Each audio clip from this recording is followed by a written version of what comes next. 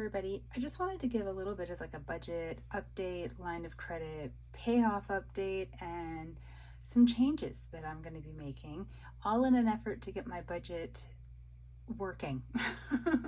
I wanted to come up with like some fun name for this, but really it's just like trying to get the budget working. So let's start off with good stuff, I suppose. This is admittedly the very simplistic and plain looking tracking system that I came up with for my line of credit debt payoff journey.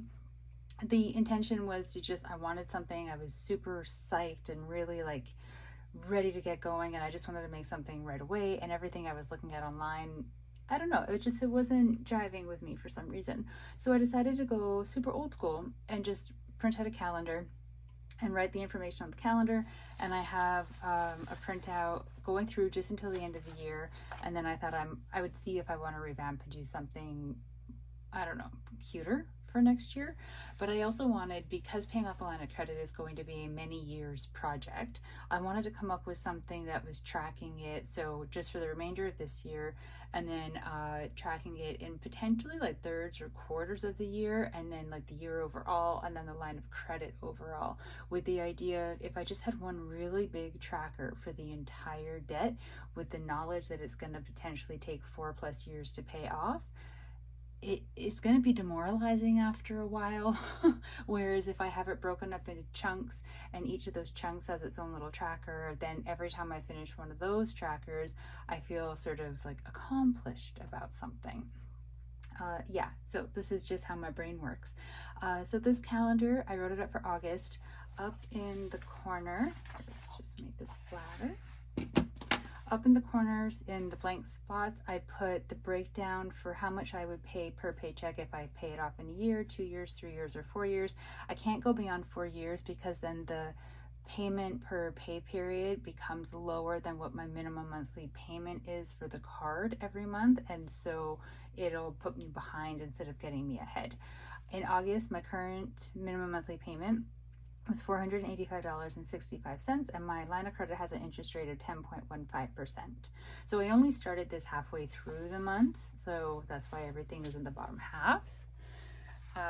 So I marked off my paydays and then my line of credit payments, and you can see as my pen started fading. So I made a payment when I did the budget from that paycheck of $485.65, because when I started actually really doing the math and digging down and everything, I had made this payment before I did all of these calculations, and my strategy at the time was to pay the minimum monthly payment every single paycheck, so then every month I'm paying double the minimum monthly payment. And in theory, it is a great plan, and if you can do that, 100% do that.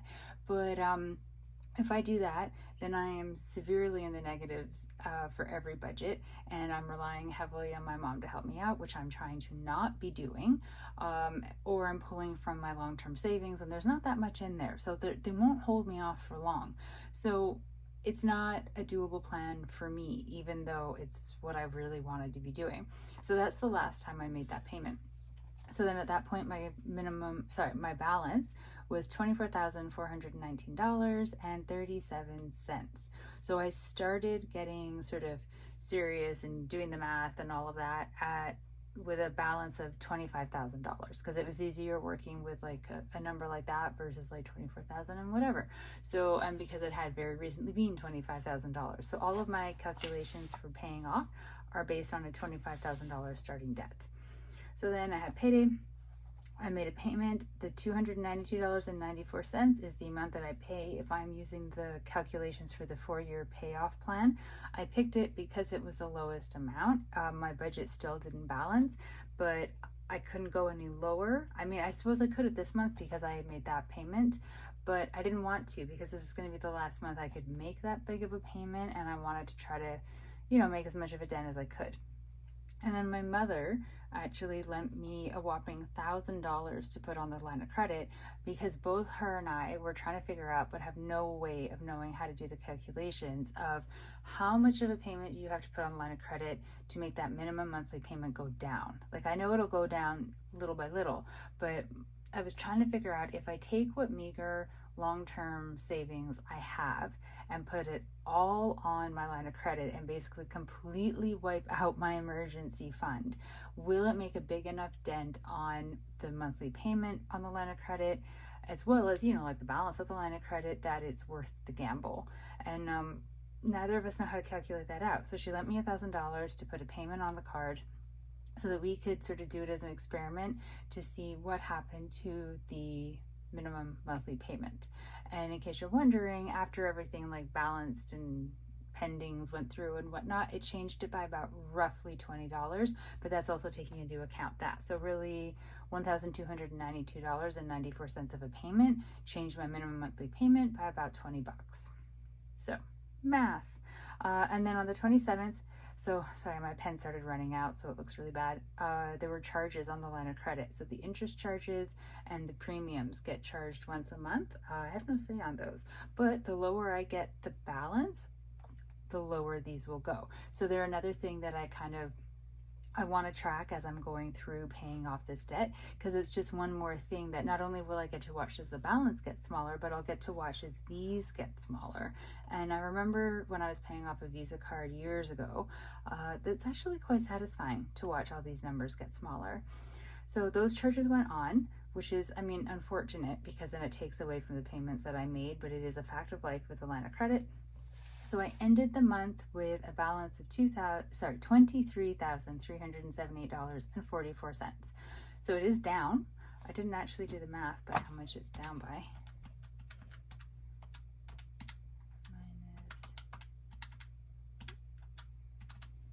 So it's down by $1,040.93. So that's good.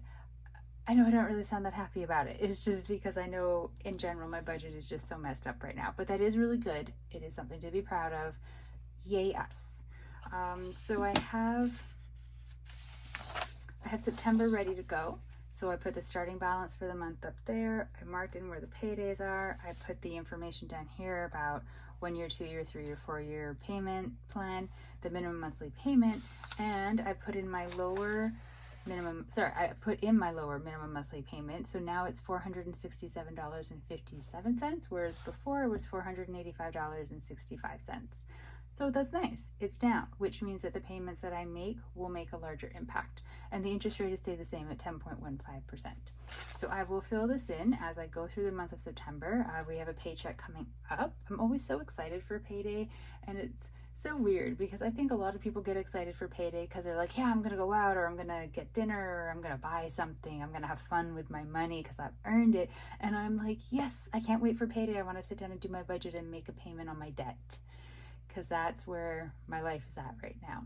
But it's fine. So I have the tracker ready to go. Now, somebody very kindly made a suggestion on one of my videos asking if I could change my sinking funds or my cash envelopes, because there are quite a large amount of money that come out every payday when I'm doing my budget. I pull out money and I just write them down when I'm doing the actual budget on here as like sinking funds, this much money, cash envelopes, this much money. I don't break them down for you in every video necessarily anymore, so you can't actually see what makes up the sinking funds or what makes up the cash envelopes. And so I thought, I should look at them, because in my head they were like a bill. They were a fixed number. I very rarely changed or altered them in any way. Not they were what they were. And I don't know, it gave me something to think about, because maybe they can be edited in some way. Now, some of them can't. Let me make sure. Here, frame here. I can't tell. It's like my phone's way up there and I'm way down here. So the sinking funds, most of them couldn't really be changed. So my SUV insurance, I've calculated it out. If I put away $67 every paycheck, then I have enough money when my insurance is due, because I pay it yearly. Because if you pay, I don't know for where you are, but where I am, if you pay it yearly instead of monthly, it's cheaper. So I put aside the money every paycheck, and then that way in the summer when my insurance is due, I have it ready to go, so it charges to my credit card, because then I get points, and then I immediately pay it off. So I'm not getting rid of that one, even though it's quite high, because otherwise that means every summer I'm going to have a huge bill, thousands of dollars, that I'm then going to have to pay off the credit card. Tenant insurance is sort of the same thing. It's Oh, it's due next month. I need to remember that. My tenant insurance, I calculated it out, $14 every paycheck. It means that when my bill is due in October, I have the money and I can pay it like right off the bat. I don't need to worry about it. It doesn't become credit card debt. So I'm leaving that one. My emergency fund, I put $40 into it. So I have a TFSA, and then I took a chunk of the money in the TFSA and I purchased a GIC. And I know it sounds kind of like I know what I'm talking about, but I don't. I had a bank guy's help with this. So as long as I don't touch the money in the GIC for a year, I earn however much I earn. He told me, I just can't remember. But I could still technically pull from it if I need to. And then I still put in every paycheck $40, but I don't put it into the GIC. I just put it into the TFSA. I treat it almost like just another account, like a savings account, just because I need to siphon it off somewhere that it doesn't get mixed up with the rest of my money and I can access it. So I put it there. Yeah, I put $40 every paycheck, and then I have in my Wealthsimple account, I have sort of long-term saving. That the idea was sort of either long-term savings so that I could save it for something that I really want to do, like a really big trip or something, or just to like keep saving it to have, when I'm old and retired, or to invest, or, I had this stupid thought that I could save up enough money that I could buy property in, not the province I live. Where I live is completely unaffordable and ridiculous, but where I moved from, property is much more affordable. And I sort of thought if I could buy like a condo or something and then rent it out using like a company to like handle it all, like long-term goals, right? So clearly I'm delusional because right now that's so far from anything that I could do. But I do have like that money that I don't really think of it as an emergency fund. It's just long-term savings, but it could be used if need be. So my emergency money is kind of split into the two. But this $40 goes into the emergency fund, the TFSA, every paycheck. Tech is $15. So that is actually split into three payments of $5 for three different tech things that I pay for. So my Norton antivirus, my Microsoft 365, and my WordPress domain. I can't get rid of any of those. Like the Microsoft 365 is not just for me, it's also for my mom, and actually one of her friends as well. And then the Norton antivirus, it's not just for me, it's also for my mom, and I think also for her same friend. And I know like when I first, so originally it was just, I just paid for myself. And then it made more sense to kind of extend it out and do like a family plan. And I just sort of purposely don't mention it to my mother whenever it's due because I don't want her feeling obligated to pay into it. She would. I know 100% that she would. And if it was somebody who was not my mother, I would be like, yeah, let's split this in half. But it's my mom. So I just pay it. My Dragon Boat, I put $20 aside every paycheck to go towards Dragon Boat. It's not so much for like the festivals or the race days that happen, but to be able to pay my Dragon Boat fees when they come due. Presents, $20 I put aside, just kind of just rolls over. I mean, that's kind of self-explanatory for presents for people. Travel, $40. Now I know this one right off the bat, people are going to be like, wipe that out. It's $40. But hear me out. I don't live in the same province as anybody that I am related to, which means like obligatory. I go one province over, minimum one time a year. Usually it's Christmas. I can't get Christmas off this year, so I'm going over in November. The ticket and everything is already paid. But I need spending money when I'm over there. I mean, hell, I need money for like the Uber to get me to the airport and back. And, you need money when you travel. And I don't want to put anything from that trip onto my Visa card if I can avoid it. So I am still putting money into the travel fund, but it's not for some big, amazing, exciting vacation. It is because I go home to see my mom and I don't want to be a drain on her resources while I'm there. So this brings my sinking fund to $216 that I pull out of my budget every paycheck. And then they all get divided into their own bank accounts. So the way I have modified them, I can't change the SUV or the tenant insurance because like they are saving up for set bills that are expensive. I need to have the money ready for those. I've dropped down my emergency fund to $20. The reason I did this was because yes, I think of the TFSA money as the emergency fund and the money in the other savings account is more like long-term savings, but I can use it in an emergency if I really need to. And so I need to just be willing to do that. Like, once I put money into savings, I hate touching it. I absolutely am loath to pull it out for anything, and I get very upset if I have to. So I like to think of that money as untouchable, but in reality, it needs to be considered touchable in case of emergency. So I decided to cut down the $20 or the $40 to $20 in the emergency fund because it's one of the larger ones and I need to cut from somewhere. And I don't know, like, I know it's good to have the emergency fund. I absolutely do, but I also need to be able to pay off my debt. So I don't know. I made a cut on that one. I feel fine about it. I just don't know that I can explain why I feel fine about it. Tech, I can't touch it because it's saving up for bills. I took away the money for Dragon Boat. Now this could bite me in the butt. I'm not gonna lie. Right now, like, we're coming to the end of the season.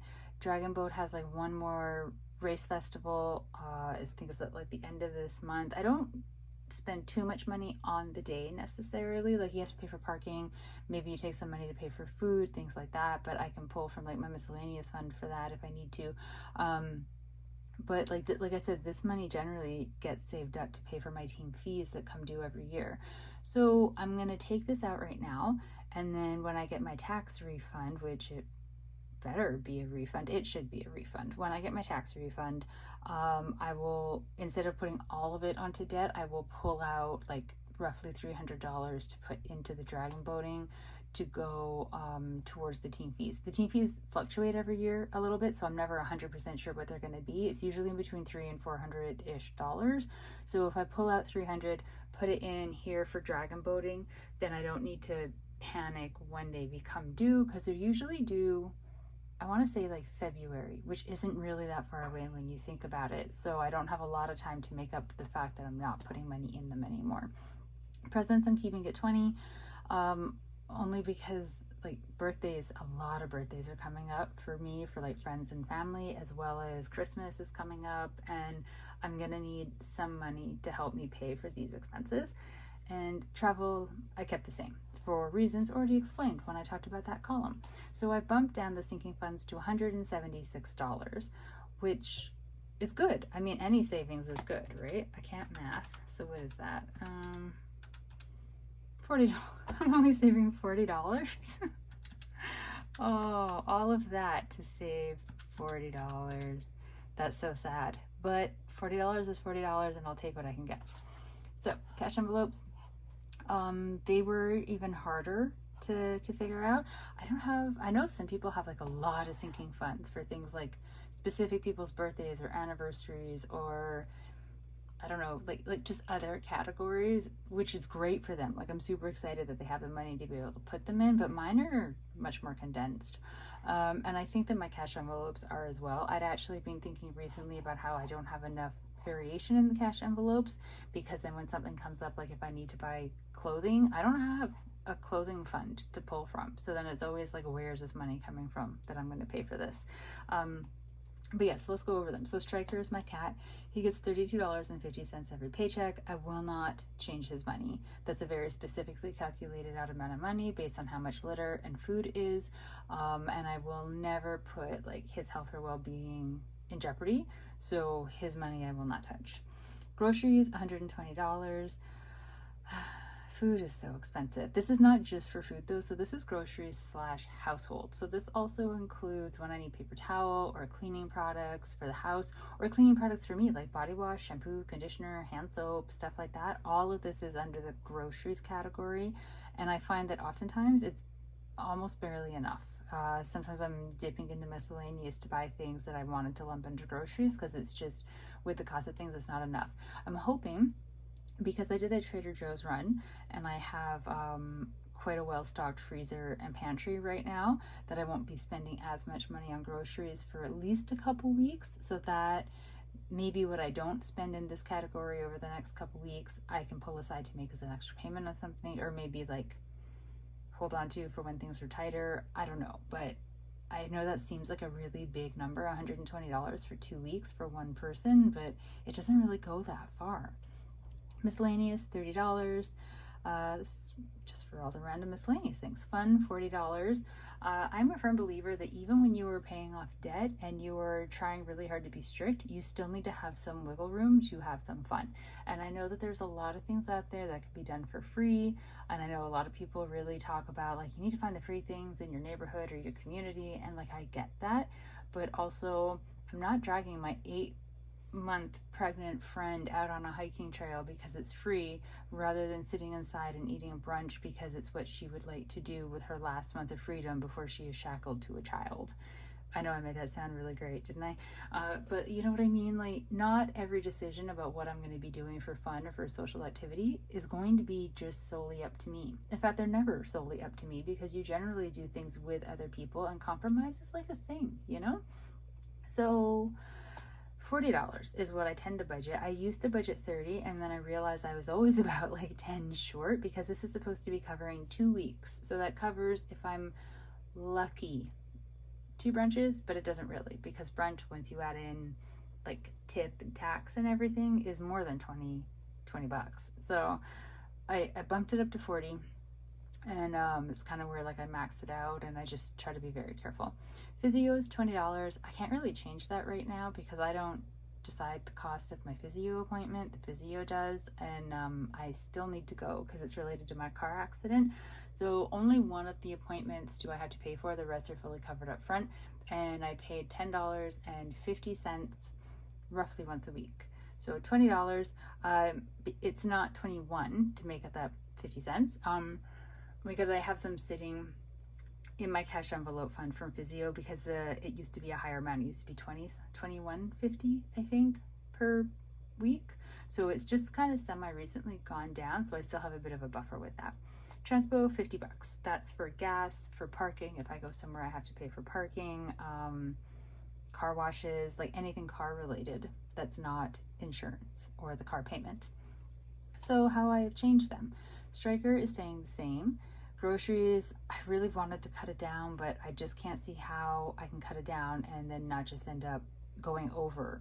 You know what I mean? Like the cost of things. So I kept it at 120. Miscellaneous, I kept it 30. Fun, I bumped down to 30 because I'm going to pull whatever I need to cover the difference from miscellaneous, which is going to suck when I need to do something and I need miscellaneous money, but I will have to figure that out in the moment.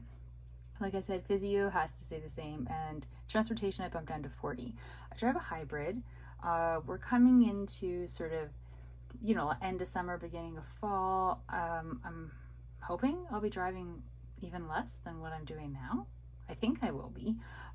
So I'm going to see if I can get by with $40. Because it's a hybrid, it doesn't need gas all that much, and if I'm really careful, because I used to fill it up at $50 increments, like that gets me really far. So I think this could work unless like a road trip comes up or something comes very drastically wrong with my car. And let's just hope that doesn't happen. So I managed to bump down the cash envelopes to $272.50, which is a savings of $20. So in total, I'm saving $60 out of my budget by altering the sinking funds in the cash envelopes. I don't think it's going to make a massive difference when it comes to actually calculating out the budget, but I won't know for sure until tomorrow when it's payday and I'm sitting down with the actual numbers and doing the math, because I thought about trying to figure it out in advance, but my math sucks. Like I mess up math all the time. If any of you remember from the whole crazy long thing that I did about like how I paid off the Trader Joe's and the Target shopping that I did in the States, and how I calculated out like how much to pay from the different sinking funds and digital cash envelopes and what I still owe and how I'm going to pay it off and blah, blah, blah, blah. It's all wrong. All wrong. And I don't know why it's all wrong. I'm going to have to go back over it and figure it out. And the only reason that I know it's wrong is that all the pending transactions finally have stopped pending and actually went through. And the balance on my credit card is like $43, 40 something, and it's supposed to be higher than that. Is it not? I don't know. I have to figure it out. I feel like I've done something wrong. So math is not my strong suit, which is hilarious for somebody trying to do budgeting. But it just is what it is. Yeah, so that is the strategy. I want to say thank you very much to the person who suggested I look at the sinking funds and the cash envelopes to see if I can adjust them at all. I know I didn't make really big adjustments and it's not some big massive fix for all of the money problems, but I'm hoping with like, you know, a little bit here and a little bit there, and so like this little bit of saved money, the $60, combined with a little bit of saved money by the minimum monthly payment going down by 20 odd bucks, and you know, like just like little things here and there, the fact that I don't have to do a lot of grocery shopping for the next couple weeks because I'm all like stockpiled on food. I'm just hoping all of these little changes can come together to create like a noticeable difference in the budget. Crossing fingers. So yes, this is my very randomly timed budget. It's budget update, I mean. It's probably going to be going up on Friday, which is payday. So my payday video will go up somewhere over the weekend, I suppose, and we will all find out together if all of this has made any difference. I hope you are all having a really great day. If there are any more suggestions or tips or tricks for changes or things that I could tweak or look at in my budget to try to wiggle out a little bit of extra money from somewhere, I am all ears. I am open to all suggestions and helpful tips. Thank you again so much for the ones that have been suggested. I will talk to all of you in my next physio. Oh goodness. Oh, I need to go make dinner. I will talk to you all in my next video. Have a really great day. Stay safe out there. Bye.